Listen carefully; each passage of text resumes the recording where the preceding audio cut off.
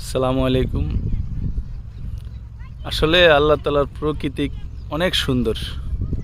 আল্লাহ তাআলা এই পৃথিবীটাকে অনেক সুন্দর করে সাজিয়েছে, কিন্তু হয়তো আমি উপভোগ করতেছি, কিন্তু আল্লাহ তাআলার নেয়ামত আমি ঠিকমতো আদায় করতে পারতেছি না।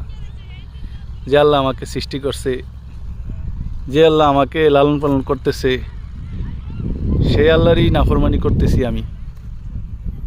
কত সুন্দর দেখেন, কত সুন্দর এই গাছপালা, কত সুন্দর এই আসমান জমিন আল্লাহ তাআলা বানাইছে। দেখেন,